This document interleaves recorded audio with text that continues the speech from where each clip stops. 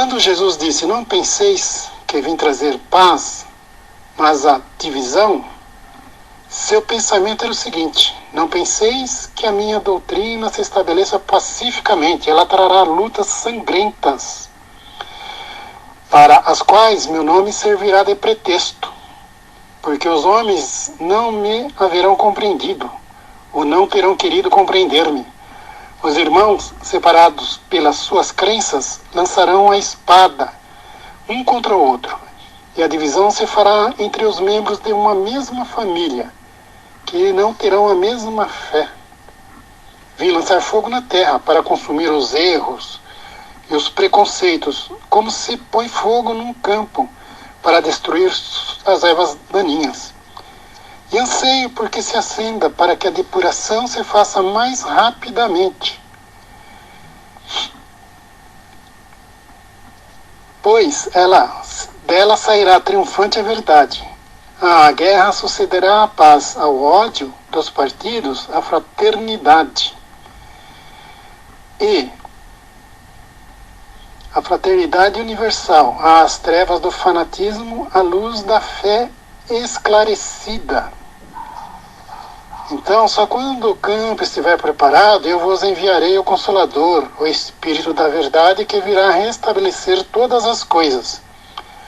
Ou seja, que dando a conhecer o verdadeiro sentido das minhas palavras, que os homens mais esclarecidos poderão enfim compreender, porá termo à luta fratricida que divide os filhos de um mesmo Deus, cansados afinal de um combate sem solução, que só acarreta desolação e leva ao distúrbio, até mesmo ao seio das famílias. Os homens reconhecerão onde se encontram os seus verdadeiros interesses no tocante a este e ao outro mundo, e verão de que lado se acham os amigos e os inimigos da sua tranquilidade. Nesse momento, todos virão abrigar-se sob a mesma bandeira, e a da caridade, e as coisas serão restabelecidas na terra, segundo a verdade e os princípios que vos ensinei.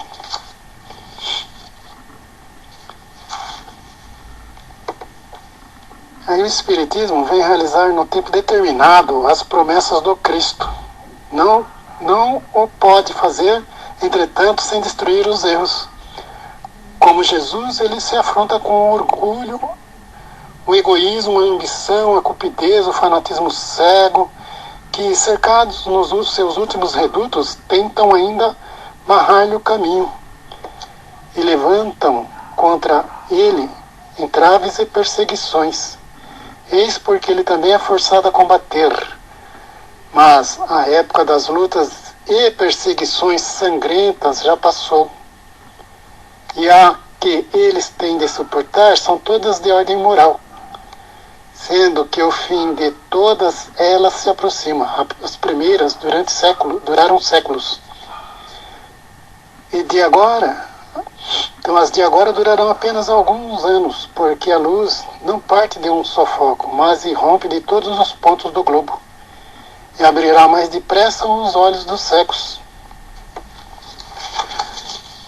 E aquelas palavras de Jesus devem ser entendidas, portanto, como referentes à cólera que, segundo previa, a sua doutrina iria suscitar, aos conflitos momentâneos que surgiriam como consequência, às lutas que teria de sustentar antes de se firmar, como aconteceu com os hebreus antes da sua entrada na Terra Prometida, e não como um desígnio premeditado de sua parte, de semear a desordem ou a confusão. O mal deveria provir dos homens e não dele. A sua posição era a do médico que veio curar, mas cujos remédios provocam uma crise salutar, promovendo os tumores malignos do enfermo.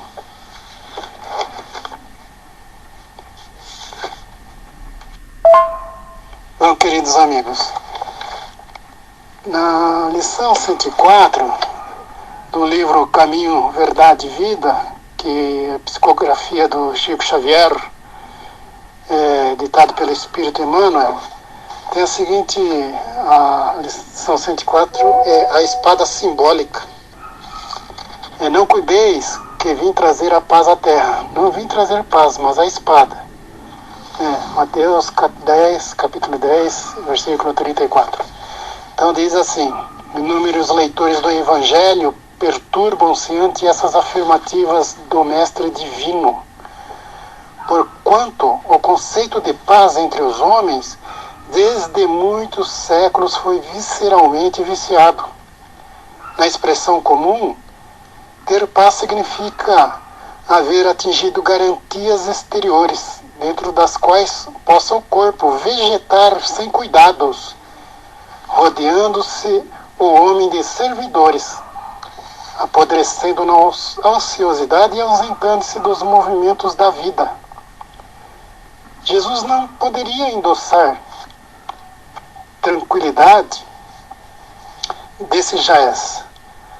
E, em contraposição ao falso princípio estabelecido no mundo, trouxe consigo a luta regeneradora, a espada simbólica do conhecimento interior pela revelação divina, a fim de que o homem inicie a batalha do aperfeiçoamento em si mesmo.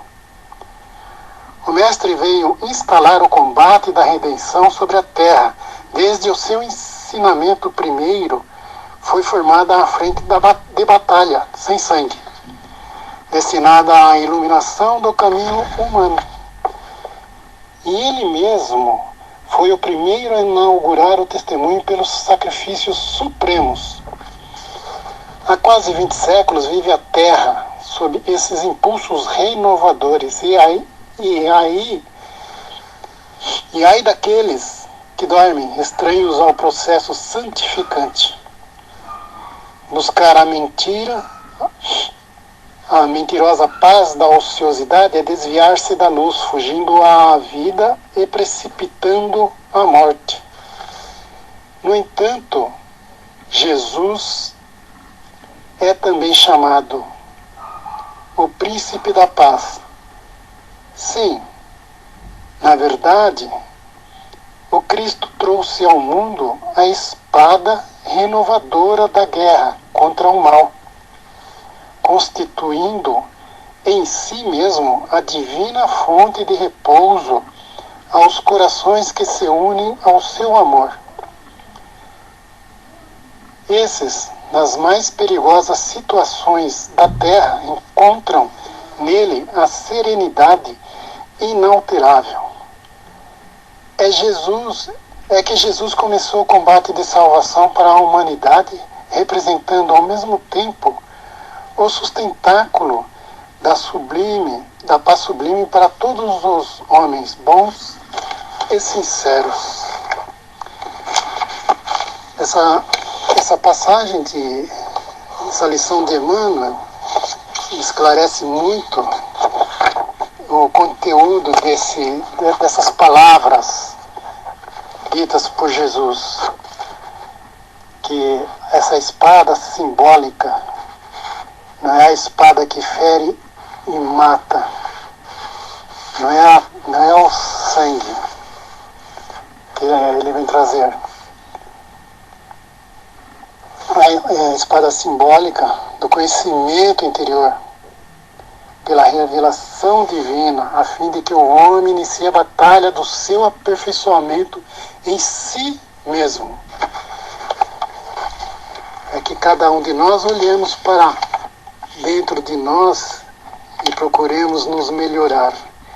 É aquilo que foi dito no início da palestra, na oração, que a gente tem que procurar sempre praticar mais e mais os ensinamentos de Jesus, para que possamos nos melhorar nesse dia a dia, porque ainda somos imperfeitos e estamos procurando galgar um degrauzinho a mais em nossa vida.